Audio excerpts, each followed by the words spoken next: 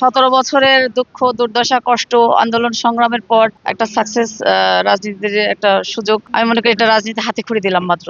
তো সামনে চ্যালেঞ্জিং এর অনেক পথ, দোয়া করবেন যেন সেই পথটা পাড়ি দিয়ে আমাদের প্রিয় নেতা দেশনায়ক জনাব তারেক রহমানের হাতকে শক্তিশালী আমরা করতে পারি এবং এই দেশটাকে যেন সুন্দর করে সবাই মিলে ঐক্যবদ্ধভাবে একটা গণতান্ত্রিক দেশ এবং সারা বিশ্বের বুকে একটি সুন্দর একটি নাম করা যায়।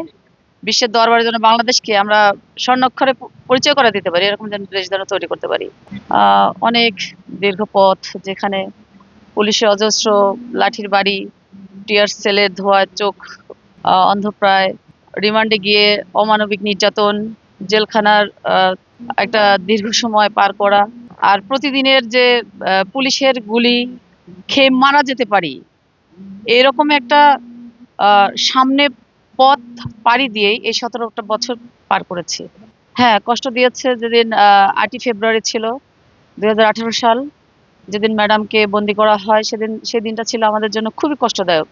কারণ যাকে সামনে রেখে আমরা রাজনীতি করতাম, যার সারাদিনের কষ্টের পর যার একটা হাসিতে আমরা সব কষ্ট ভুলে যেতাম, সেই দিনটাতে যখন আমাদের প্রিয় নেত্রীকে গ্রেপ্তার করা হয়, আসলে সেই দিনটা ছিল আমার জন্য আমার জীবনের সবচেয়ে কঠিন একটা কষ্টের দিন।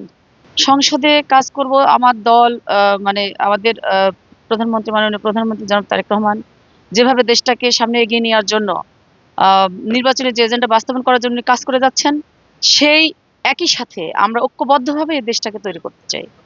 নিজস্ব পরিকল্পনা অবশ্যই আছে। আমি আসলে আমার এলাকার যেমন দুর্গম একটা এলাকা, অবহেলিত একটা এলাকা, যেখানে যোগাযোগ ব্যবস্থা খুবই নিম্নমানের।